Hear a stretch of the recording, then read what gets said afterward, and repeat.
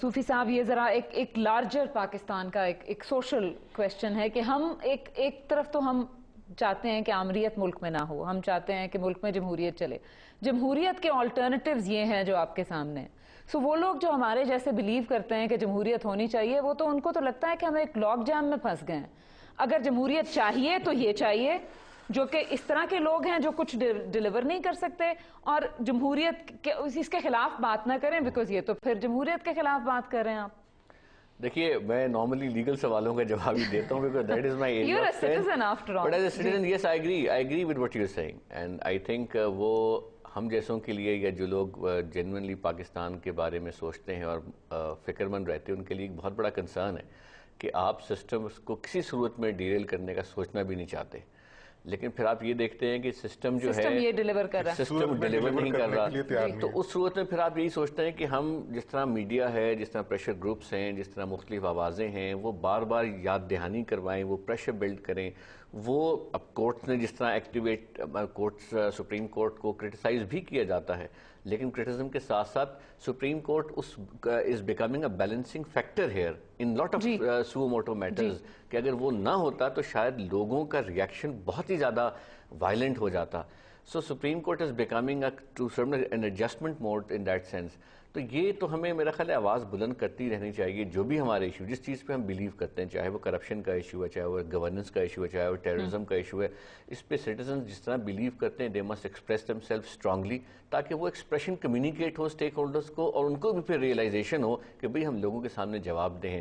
اب آپ دیکھتے ہیں جو الیکشنز کا وقت قریب آ رہا ہے تو ایک اضطراب سا اور پرفارمنس کرنے کی کوشش یا پریٹینس یا ایفرٹ نظر آتی ہے. لیکن وہ بھی تو پالیٹکس آف پیٹرنیج ہے جی. وہ آپ کے اور میرے لیے کوشش نہیں ہو رہی، پالیسیز کے لیے نہیں ہو رہی، ووٹر کے لیے ہو رہی ہے. لیکن اسی طرح کی اوپننگز کو استعمال کیا جا سکتا ہے. اسی طرح کی اوپننگز پہ جو ہے آپ کی بارگیننگ پوزیشن سٹرونگ ہونا شروع ہوتی ہے کہ جی آپ یہ بھی کریں گے، یہ ہم سے وعدہ کریں کہ آپ نے یہ پرفارمنس دینی، ہم سے وعدہ کریں کہ آپ نے اس طرح کا قانون سازی کرنی ہے، ورنہ دوبارہ ہم آپ کے خلاف اس طرح سے اٹھ کھڑے ہوں گے، وغیرہ وغیرہ.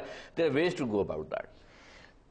یہ بتائیے گا درانی صاحب کہ ہمارے پاس، آپ کے پاس as a member of parliament اور ایک سیاسی پارٹی کے رکن ہونے کے ناطے، کیا آپ کے پاس ایونیوز اویلیبل ہیں کہ آپ عوام کو یہ بتائیں کہ کیا پریشر جنریٹ کیا جا سکتا ہے اپنے ممبرز آف پارلیمنٹ کے اوپر اور اپنی حکومت کے اوپر، کہ جو آپ کے پاس لیگل سپیس اویلیبل ہے اس کو کس طریقے سے استعمال کیا جا سکتا ہے؟ دیکھیں، اس وقت تو فارچونیٹلی ہمارے پاس انڈیا کی مثال موجود ہے جہاں پہ سول سوسائٹی اٹھ کھڑی ہوئی، ایسے بل کے اوپر کھڑی ہو گئی کہ جس کے اوپر ہمارے پاس وہ ایک عرصہ دراز سے وفاقی محتسب کا ادارہ ہے. ہمارے یہاں تو کوئی یہ بھی نہیں دیکھتا کہ اس کی پرفارمنس کیا ہے.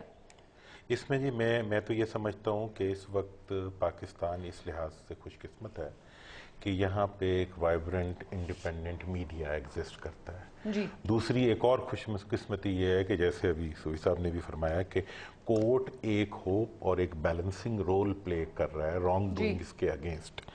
ان دونوں اداروں کی موجودگی کے اندر اس وقت پبلک کی جو پریشر کو بڑھانے کے لیے میرا خیال یہ ہے کہ اس میں سول سوسائٹی کو، وکلاء کو اور بزنس مین کو اور ہماری سوسائٹی کے جتنے بھی سرکاری غیر سرکاری ادارے ہیں ان سے متعلق افراد کو اپنی اوپینین، اپنا پروٹیسٹ اور اپنے پریشر کی صورت میں آگے آنا چاہیے. دیکھیں، اس وقت آپ پاکستان کے ساری پرابلمز کو اگر اکٹھا کر لیں تو ایک پوائنٹ پہ آ کے وہ اکٹھے ہو جاتے ہیں، کرپشن.